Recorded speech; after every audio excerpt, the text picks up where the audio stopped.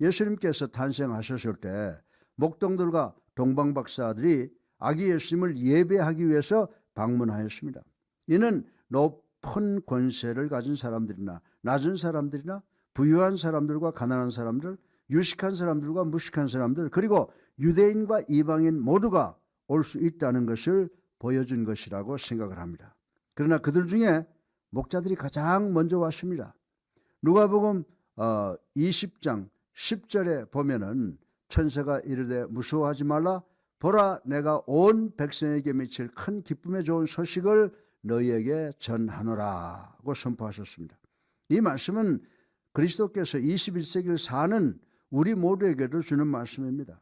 우리 주님께서 우리에게 주시는 것은, 말씀은 즉흥적인 재미나 변화무쌍한 행복이 아닙니다. 변함없이 계속되는 내면적 기쁨인데, 우리들의 마음속 깊은 곳에 있어야 될 영원한 내적 만족, 이 만족을 우리는 잊고 살고 있다고 하는 것입니다. 따라서 저는 오늘 설교의 본론으로 어떻게 낮고 천한 목동들이 영원한 기쁨을 전하는 대사가 되었는지 네 가지로 나누어서 생각해보고 은혜 받기를 주님의 이름으로 축원합니다. 오늘 설교 본론의 첫째로 천사가 목동들에게 나타나자마자 한밤중에 그 적막함이 기쁨과 흥분으로 변한 것을 생각해 보겠습니다. 사랑하는 성도 여러분, 들판의 목동들은 그동안 자신의 삶 속에서 이런 엄청난 사건을 본 적이 없었습니다. 그날 밤도 역시 어느 날처럼 똑같은 과정이 시작되었으나 목동들에게 놀랍고 감동적인 사건이 생겼습니다. 예수 그리스도께서 우리의 삶 속에 오실 때 예수님은 우리들의 지루하고 무의미한 삶 속에 놀라운 기쁨과 엄청난 감동의 빛을 가져다 주게 됩니다. 솔직히 말해서 우리 인간들의 삶의 과정은 모두가 repeated, 반복적입니다. 어린아이들은 엄마 지루해 라고 불평을 합니다. 그러나 진실은 인생이라고 하는 것은 언제나 산정상, 즉 하이라이트, 절정만 있는 것이 아니라고 말씀을 드릴 수가 있습니다. 우리는 삶을 통해서 특별히 좋은 감동적인 일을 원하지만 비슷한 사건만이 계속되는 경우가 대부분이라고 말씀을 드릴 수가 있습니다. 대단히 가끔, 그것도 아주 가끔 놀라운 기쁨과 감동이 있을 뿐입니다. 그러나 우리 주님 예수 그리스도께서는 우리들의 영적 지루함과 적막함에 기쁨과 감동을 가져다 주시는 분이십니다. 우리가 예수 그리스도 안에서 세례받을 때 우리는 큰 흥분과 감동을 받게 됩니다. 우린 세례와 성찬과 말씀을 통해서 엄청난 용서와 자유의 기쁨을 체험하게 됩니다. 더 나아가서 우리가 극적인 기도의 응답을 받는다는 것은 대단한 감동과 흥분이 됩니다. 암이 사라졌습니다. 자이툰 부대로 파병되었던 아들이 무사히 돌아왔습니다. 직장에서 불가능했던 승진 승급이 이루어졌습니다. 사업이 성공했습니다. 제가 설교를 했는데 우리 교회 새로운 성도 가운데 한 사람의 허기진 심령이 은혜 받아 만족을 얻었다고 합니다. 우리 자녀들이 예수 믿고 성장해서 신앙이 좋은 배우자를 만나는 것은 대단히 감동적인 사건의 중심에 서 있다고 하는 증거입니다. 그러나 솔직히 말씀드리면 모든 교회의 예배는 대부분이 반복적이라고 하는 것입니다. 이는 마치 식사 시간이 반복적이지만 밥을 먹여주어 우리에게 살 수 있는 에너지를 주는 것과 같으나 대단히 가끔 교회에 어떤 특별한 사건이 생깁니다. 이는 우리에게 대단히 감동적인 사건이 되고 우린 이 사건들을 오래오래 기억을 하게 된다라고 하는 것입니다. 둘째로 천사가 목동들에게 나타날 때 초자연적 현상들이 믿어지는 역사가 일어남을 생각을 해보겠습니다. 목동들이 둘러앉아 무미건조한 지루한 일을 수행하면서 그들은 날씨에 대해서, 로마 정부에 대해서, 그리고 초장에서 불뜯는 양들에 대해서도 말을 주고받는 대화를 했을 것이라고 생각을 합니다. 그러나 그들은 하늘에 영롱하게 빛나는 별들을 바라보며 당신은 우리가 이 땅에 우연하게 왔다고 생각을 합니까? 아니면 하나님의 창조에 의해서 왔다고 생각을 합니까? 라고 영적 대화를 했을 것입니다. 그 중에 어떤 사람은 사랑하는 사람이 세상을 떠났습니다. 그러면 그 사람은 당신은 사후 세계가 있다고 생각합니까? 아니면 죽으면 모든 것이 끝난다고 생각을 합니까? 라고 질문을 했을 것입니다. 그 목동들은 양을 내려다보면서 이제 몇 주 후면 우리는 이 양들을 성전으로 데리고 가서 제물로 바칠 텐데 당신 이 제물이 정말 의미가 있는 것이라고 생각합니까? 아니면 단지 무의미한 의식에 지나지 않는다고 생각합니까? 라는 대화를 했을 것이다 라고 생각할 수가 있습니다. 여자들이 모여 앉아서 우리가 사는 마을에 속담이 하나 있는데 어떤 처녀가 성전을 갔는데 천사가 나타나서 내가 아기를 가질 것이다 라고 했다는데 당신은 천사를 믿는가? 라고 질문할 수도 있었을 것입니다. 그런데 하늘의 창문을 통하여 이 천사들의 나타남이 이 모든 사람들의 상상을 끝내게 했습니다. 아무도 천사가 나타나는 광경을 본 적이 없습니다. 그래서 이 세상의 그 누구도 영적 세계에 대해서 질문할 수가 없었습니다.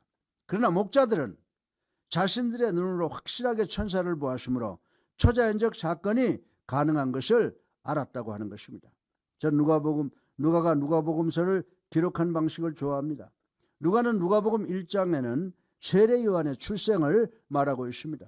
나이 많은 선지자 사가랴가 성전에서 분향하고 있을 때 천사 가브리엘이 나타났습니다. 사가랴는 놀라고 두려워했습니다.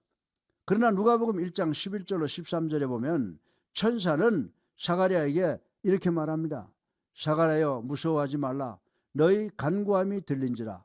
내 아내 엘리사벳이 내 아들을 낳아 주리니 그 이름을 요한이라 하라 라고 했습니다. 그 순간 사가랴는 누가복음 1장 18절에 천사에게 아주 바보 같은 질문을 했습니다. 나와 내 아내는 늙었습니다. 내가 어떻게 이 비논리적 그리고 비과학적인 사건을 믿을 수 있습니까? 라고 반론을 제기했다라고 하는 것입니다. 그러나 천사는 누가복음 1장 19절에 대답하여 이르되 나는 하나님 앞에 서 있는 가브리엘이라. 이 좋은 소식을 전하여 내게 말하라고 보내심을 받았노라 라고 말씀을 했습니다. 그러나 이 대답이 사가랴에게 만족을 준 것이 아닌 것 같습니다. 그래서 천사 가브리엘은 너 지금 나를 웃기고 있느냐? 나는 하나님 앞에 있는 천사 가브리엘이다. 내가 내 앞에 온 것보다 더 이상 무슨 징조가 필요한가? 너는 장님이냐 아니면 내가 투명이냐? 그래, 내가 그래도 징조를 원한다면 내가 아이를 출산할 때까지 너는 말을 못하게 될 것이다. 이것이 징조다. 이제 됐느냐?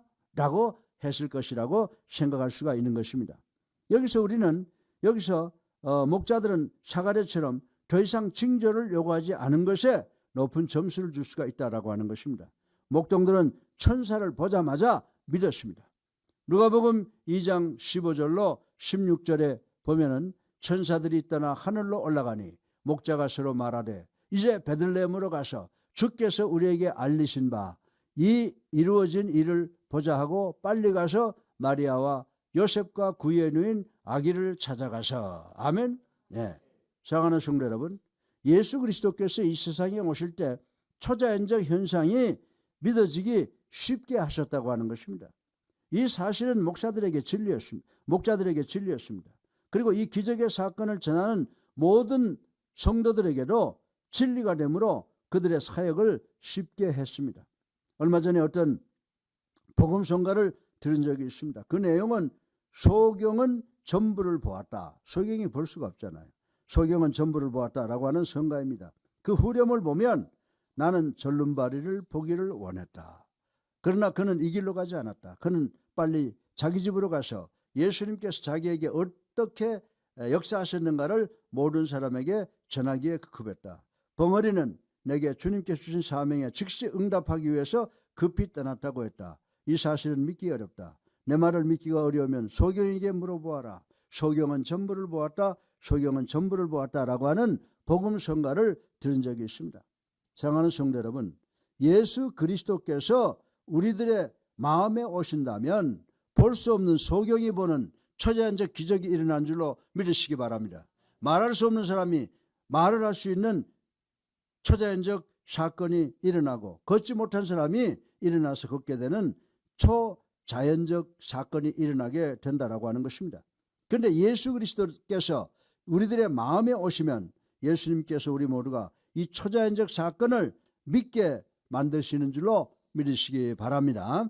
히브리서 11장 6절에 보면요, 믿음이 없는 믿음이 없이는 하나님을 기쁘시게 하지 못하나니 하나님께 나아가는 자는 반드시 그가 계신 것과 또한 그가 자기를 찾는 자들에게 상 주시는 이심을 믿어야 할지니라 라고 했습니다. 사랑하는 성도 여러분, 기독교는 초자연적 현상을 믿으라고 권면을 합니다. 하나님이 계시며 이분이 동정녀 마리아를 통해서 이 땅에 오셨는데 구유에 누이셨다라고 합니다. 성육신을 의미합니다. 이 예수 그리스도께서 많은 기적을 만드셨습니다. 이분은 십자가 위에서 여러분과 나를 포함한 우리의 죄를 대속하기 위해서 돌아가셨다가 부활하셨습니다. 우리가 들판의 목자들처럼 천사를 본 적이 없다고 해도 우리가 마음속에 예수 그리스도께서 오시면 우리도 초자연적 현상을 쉽게 믿게 되는 줄로 믿으시기를 주님의 이름으로 축원합니다. 사랑하는 성도 여러분, 보는 것이 믿는 것이다라는 말을 들은 적이 있을 것입니다. 그러나 대단히 자주 반대적 현상이 일어날 때가 있습니다. 믿는 것이 보는 것입니다. 예수님께서 도마에게 너는 나를 본 거로 믿느냐, 보지 못하고 믿는 자들은 복되도다 하시니라 라고 말씀을 하셨습니다. 그리고 예수님께서는 눈이 있는 자는 보라, 그러나 저들은 보지 못한다고 하셨습니다. 바울 선생은 영은 영으로만 본다고 하셨습니다. 그러나 예수 그리스도께서 여러분의 마음에 정자하시면 여러분은 초자연적 사건을 보고 믿기 시작을 합니다. 여러분이 아기 예수의 육신을 보지 않고 하나님의 기적을 보게 된다라고 하는 것입니다. 여러분이 치료가 불가능한 질병이 치료된 것을 보고 의학의 힘이라고 보지 아니하고 기도에 대한 하나님의 응답이라고 보고 믿게 된다는 것입니다. 여러분은 성경을 볼 때 고대 문서에 기록된 지혜서로 보지 않고 하나님의 말씀이라고 봅니다. 여러분은 어떤 사람의 삶이 극적으로 변화된 것을 보게 됩니다. 그러면 여러분은 성령의 구속의 능력을 보게 되는 것인 줄로 믿으시기를 주님의 이름으로 축원합니다. 사랑하는 성도 여러분, 고린도후서 5장 17절에 보면 그런즉 누구든지 그리스도 안에 있으면 새로운 피조물이라 이전 것은 지나갔으니 보라 새 것이 되었도다. 아멘. 우리는 이런 엄청난 변화를 봅니다. 우리는 성령의 구속의 권능을 봅니다. 그런데 우리는 이런 엄청난 현상을 보지 못하는 바보들을 발견할 때가 있다라고 하는 것입니다. 그리고 이들은 아직도 우리 기독교에서 말하는 초자연적 사건을 믿지 못하고 갈등을 합니다. 우리는 가브리엘 천사에게 증표를 더 보여주세요라고 합니다. 미국의 크리스천 스탠더드의 편집장이었던 아이잭 에어는 어느 날 회의론자에게 당신은 당신이 구원받은 것을 어떻게 할 수 있는가라고 하는 질문을 받았습니다.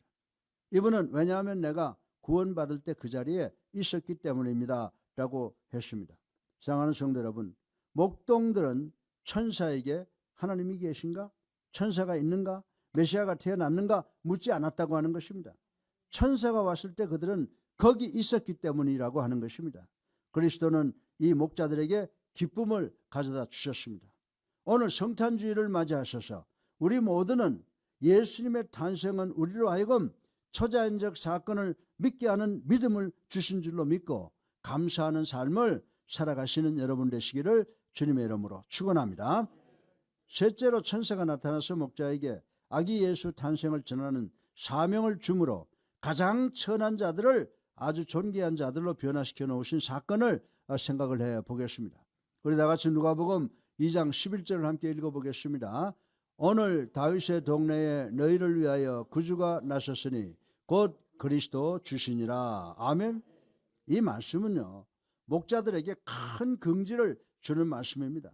목자들은 자신들이 메시아를 볼 수 있도록, 그리고 메시아의 탄생을 온 세상에 전하는 사명을 받은 도구로 하나님의 선택받은 것을 깨닫게 되었다라고 하는 것입니다. 따라서 이들은 이 세상에서는 별 볼 일 없는 사람이었는데 하나님 앞에서는 엄청나게 특별한, 중요한, 존귀한 사람들이 되었다고 하는 것입니다. 이 거룩한 밤에 그들의 영혼이 특별히 값이 나가게 되었습니다. 세상은 우리들에게 너희들은 너희 자신에 대하여 긍지를 가져야 된다. 왜냐하면 너희들은 중요하고 특별한 존재이기 때문에 너희들이 원하는 것은 무엇이든지 할 수 있다라고 합니다. 그러나 문제는 우리가 이 진리를 받을 준비가 되어 있느냐라고 하는 것입니다. 우리들은 하나님과의 분리에 대해서 관심을 갖고 있지 않습니다. 이것이 진리입니다. 우리는 이 우주와 비교해서 점에 지나지 않은 이 지구상에 70억이 넘는 인구가 살고 있다고 하는 것을 알고 있습니다. 여러분은 80에서 90세를 살다가 흙으로 돌아간다라고 하는 것을 예상을 합니다. 그럼에도 불구하고 70억 중에 아주 작은 소수의 사람들만이 흙으로 돌아간다라고 하는 것을 인정을 하고 그리고 살아간다라고 하는 것입니다. 여러분이 죽으면 여러분을 사랑하는 사람들이 여러분의 무덤 앞에 둘러서서 통곡을 하나, 여러분의 장례가 끝나고 나면 여러분의 형제들은 집으로 돌아와서 자장면을 시켜 먹으며 희낙낙하면서 여러분을 잊는다라고 하는 것입니다. 이것이 진리입니다. 몇 년이 지나고 나면 아무도 우리의 이름을 거론하지 않다라고 하는 것입니다. 성경은 뭐라고 말하고 있습니까? 인간은 아침에 피었다가 사라지는 안개라고 지적을 하고 있습니다. 여러분, 100년 전에 우리가 안개를 보았지 않아? 라고 하는 말을 들어본 분이 계십니까? 예수님께서 여러분에게 오실 때 여러분은 거룩한 소명을 받아 중요하고 귀한 사람으로, 존귀한 사람으로 변화되었다는 사실을 인식하시기를 주님의 이름으로 축원합니다. 베드로전서 2장 9절에 보면요, 그러나 너희는 택하신 족속이요 왕같은 제사장들이요 거룩한 나라요 그의 소유가 된 백성이니 이는 너희를 어두운 데서 불러내어 그의 기이한 빛에 들어가게 하시니의 아름다운 덕을 선포하게 하려 하심이라. 아멘. 예. 성경은 여러분은 왕같은 제사장 같은 족속으로 선택된 사람이라고 선포하고 있습니다. 그 다음에 여러분은 영원한 중요성과 기중성을 갖고 있습니다. 왜냐하면 여러분 개인 때문이 아니라 여러분이 이 우주의 왕 예수 그리스도에게 연결되었기 때문인 줄로 믿으시기를 주님의 이름으로 축원합니다. 이 목자들은 하나님에 의해서 선택이 되었습니다. 이들은 가서 아기를 보자라고 합니다. 이 목자들이 아기를 보자 자기들이 본 이 아기에 관한 스토리를 세상에 나가서 전하기 시작을 했다라고 하는 것입니다. 우리가 들은 이 아기에 관한 모든 스토리는 이 목자들, 목동들이 들은 이야기입니다. 저들이 가는 곳마다 저들은 들은 것을 선포하고 전했습니다. 천사가 우리에게 나타났습니다. 우리는 메시아를 보았습니다. 그분은 마국간 구유에 계셨습니다. 다른 사람이 들은 것은 조작된 것입니다 라고 합니다. 이 사건은 놀라운 사실입니다. 왜냐하면 목자들은 무식하고 달변이 아닙니다. 지적인 엘리트들이 아닙니다. 그러나 그들은 자신들의 두 눈으로 하나님께서 인간의 모습으로 오신 기적을 보았다고 하는 것입니다. 그들의 눈으로 본 사실이 그들로 하여금 그 사실을 믿도록 동기를 주는 계기가 되었습니다. 오래전에 영국의 어느 영어 선생님이 무디 목사님의 설교를 듣게 되었습니다.